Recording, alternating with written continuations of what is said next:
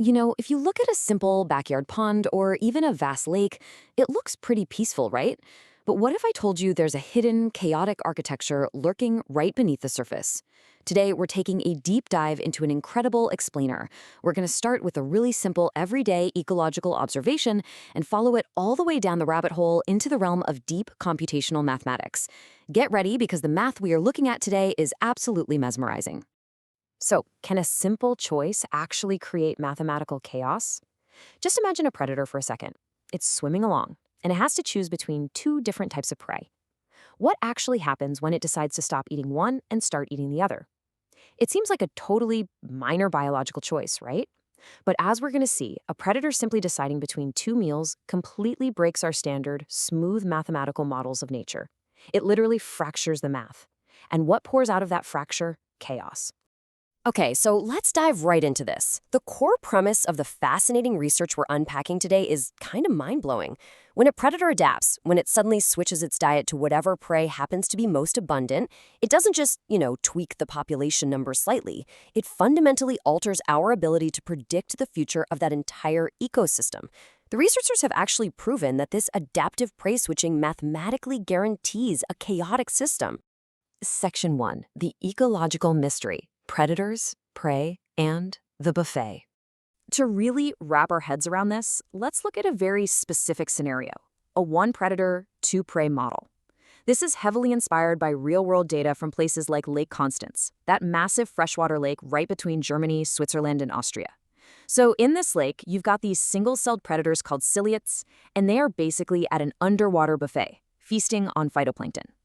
Now, for a long time, ecologists used these really smooth, continuous equations to model these ecosystems. They just assumed diets changed gradually over time. But the modern approach? It realizes nature is way more abrupt. Predators actually follow the principle of optimal foraging. Basically, they abruptly switch to the most abundant prey simply because it takes the least energy to catch. Makes sense, right? But mathematically, you can't just use smooth equations to model a totally abrupt, instantaneous switch. You need discontinuous math. So let's just quickly walk through the biological setup here. We've got our predator, our two prey, and that optimal foraging principle. The exact moment the predator realizes, hey, prey A is way more abundant than prey B, it switches. Boom. Just like that. Instantaneous. And in the world of differential equations, that instantaneous switch creates a hard boundary.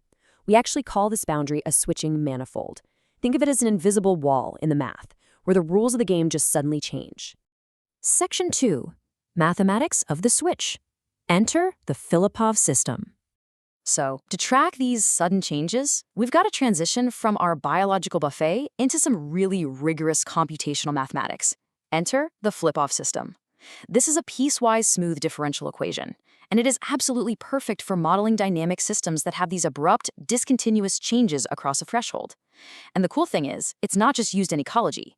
Engineers use flip-off systems for mechanical models all the time, like gears engaging or an electrical circuit hitting a switch.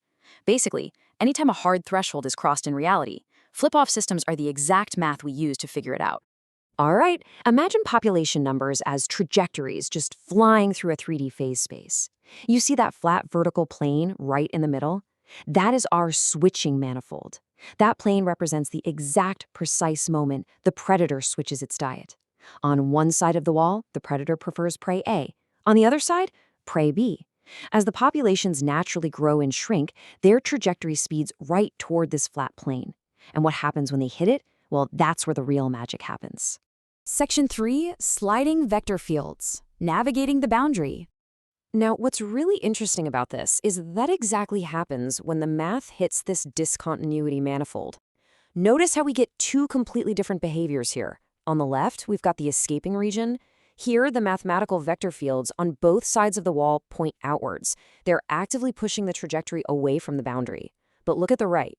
That is the sliding region. Here, the vector fields from both sides actually point inwards. So when the population dynamics hit this exact spot, they get trapped, literally stuck. They cannot leave the wall, and instead, they are forced to just slide right along the boundary of that diet switch. Just to briefly contrast those sliding regions, take a look at the crossing region. Here, the arrows are pointing in the same general direction. So when the ecosystem populations hit this specific part of the manifold, they just pass cleanly right through the boundary without getting stuck at all. The predator changes its diet, and the math keeps flowing smoothly right into the new equations. But as you might guess, it's those sticky sliding regions that cause all the trouble. Because while sliding along this wall, the trajectory might hit what mathematicians call a pseudo-equilibrium. This is basically a point on the sliding set where the movement exactly cancels out and just becomes zero.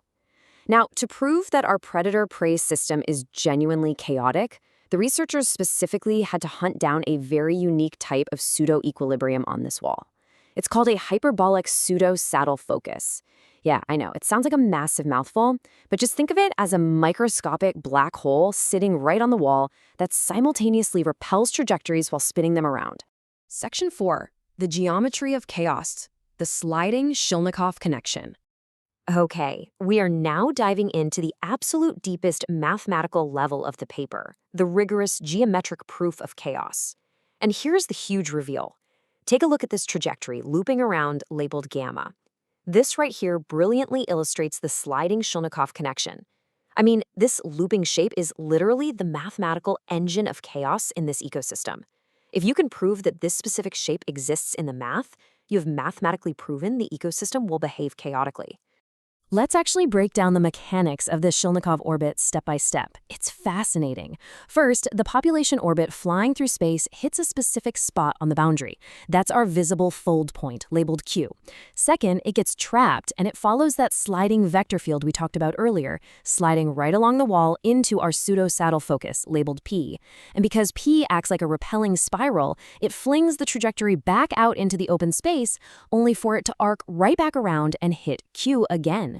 It loops infinitely. It traps the entire predator-prey system in this never-ending, chaotic cycle. And the researchers didn't just guess that this happens. They mathematically proved there's a specific subset of parameters where this intersection, which you can see here as the red curve mu hitting the plane, absolutely guarantees the existence of the Shilnikov connection.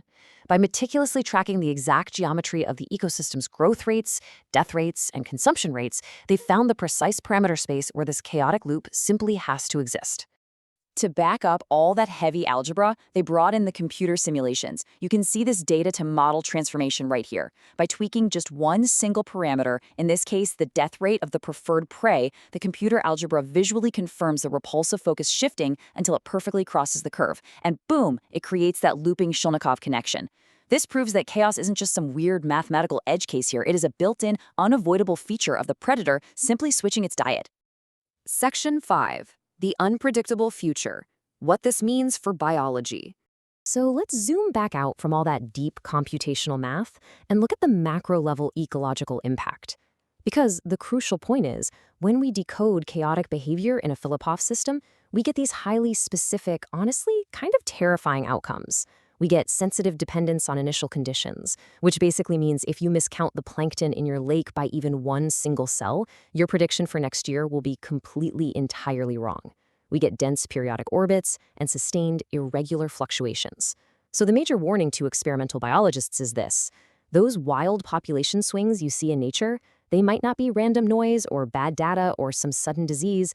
It might literally just be intrinsic mathematical chaos.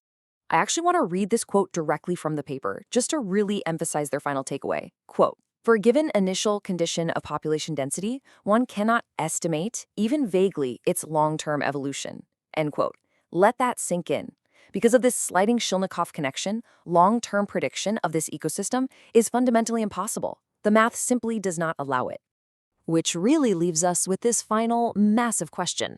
If a single predator, just making a simple choice between two meals, forces the entire ecosystem into an inescapable geometric loop of mathematical chaos, can we ever truly predict the future of complex ecosystems?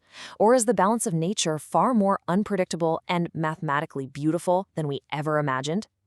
Definitely something to think about the next time you look at a simple pond.